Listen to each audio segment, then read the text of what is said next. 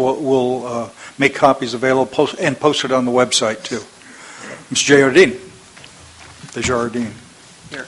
What I wanted to say, Mr. Chair, is we actually, in looking at the interim priorities, tried to think about, okay, what is it we as staff want to recommend to you that you should say to the state about what we should do with our limited funding moving forward. And so that's where these come from that you see here at the bottom of page 29. Urban flood risk protection, we have 500,000 people that live in urban areas in the Delta. And we thought that clearly is the highest priority. It's where the most value is economically, the most lives are. It's almost a no-brainer to think about.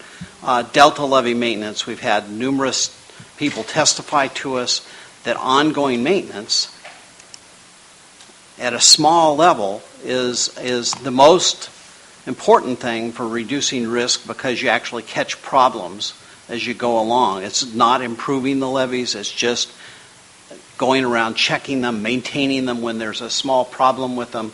That is a really key element for reducing risk moving forward.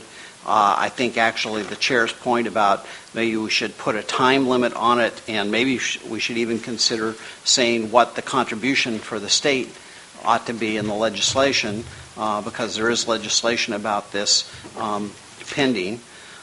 Delta emergency preparedness is something that this council has talked about from our meetings about the interim plan, where it was a high priority. It's something that Delta counties themselves have identified as a very high priority. It actually is potentially going to cost many more tens of millions of dollars to do all the things that need to be done. And so we recommend that as third. Fourth was HMP. Fifth was freshwater pathway protection, and it does include some of the protecting of things like East Bay Mud's aqueduct, although that's largely been done with the money that this council's already approved. And sixth was a regional flood management agency, and it was our opinion that with existing funds, you could focus on all five of these things and you have a shot at getting it done.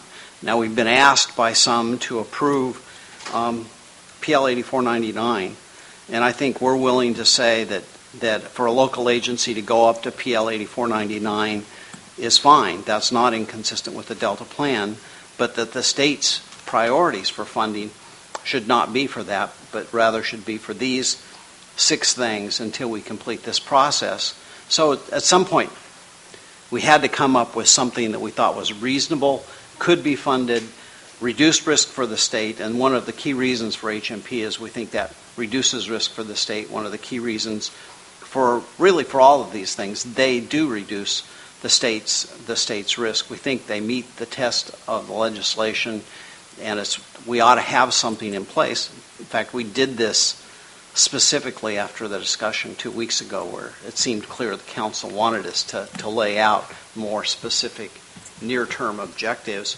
And we don't think there's funding available to just say, well, we're going to upgrade everything to PL 8499. Felicia. I appreciate that. I guess when closer to the mic, or I guess when I looked at this, turn it on maybe.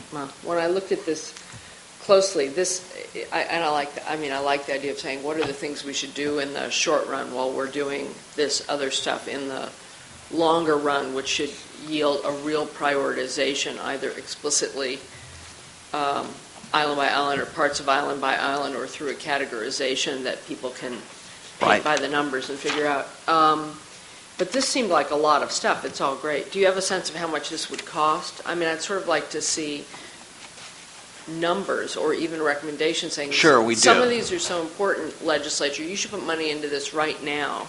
Some of them I can talk about. So for levee maintenance, they may spend $20 million a year over 5 years. For Delta preparedness, another $100 million. For HMP, that's actually another state investment of about $100 million.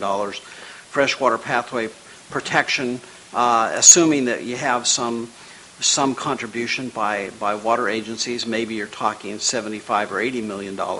And a regional flood management agency, probably you're talking I think we talked about $100 million in our original draft finance plan to actually get it up and running and do all the things that it needs to do. And you need to spend probably $4 million doing this. We think that that is doable, although the numbers may obviously be refined over what I said here.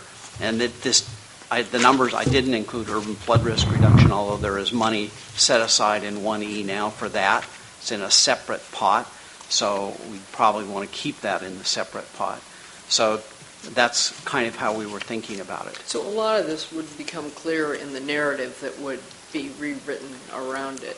Yes, it would. Right. And so that I know some of the questions I would ask, I'm assuming will be putting it in context.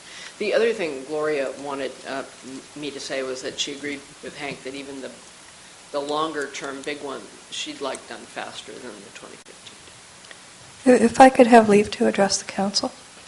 The chair repeatedly raised the issue about if there was an existing policy of the state of California with respect to the levees, and I wanted to read from you. There is a levee system integrity program that was part of the CalFed ROD, and it does commit to raising all the levees to PL 8499. It says it Delta Levee Base Level Protection Plan, improve and maintain... You're reading from the CalFed... record of decision, yeah. Improve and maintain existing Delta Levee system stability to meet the Army Corps of Engineers PL 8499 levee standard. Delta Levee special improvement projects. Enhance flood protection for key islands that provide statewide benefits to the ecosystem, water supply, water quality, economics, infrastructure, etc. Delta Levee Subsidence Control Plan, implement current best management practices to correct subsidence adjacent to levees and coordinate research to quantify the effects and extent of inter-island subsidence. Delta Levee Emergency Management and Response Plan. The Emergency Management and Response Plan will build on existing state, federal, and local agency emergency management programs. Delta Levee Risk Assessment.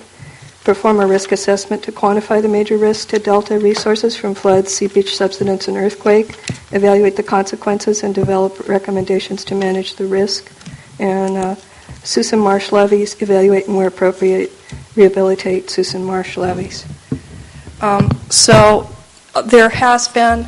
Is there a legally enforceable entitlement statute which allows people to sue the state and win if the state doesn't provide money to enforce those policies? I would encourage your legal counsel to look at that section and see what kind of liability it creates for Mr. the Stevens, state. I know this is asking for something based on not much information, but is the CalFed record of decision a legally enforceable document? Not right now. Right now, you're charged with putting together a prioritization of state funding for levees.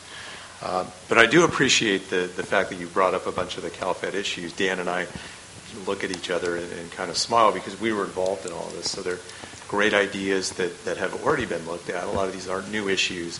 But with respect to this agency's charge, you have a specific statutory charge under the Delta Reform Act.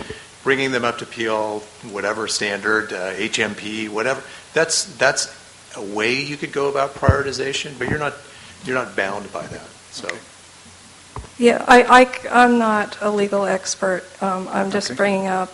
I saw that this was there, and there has been a first phase.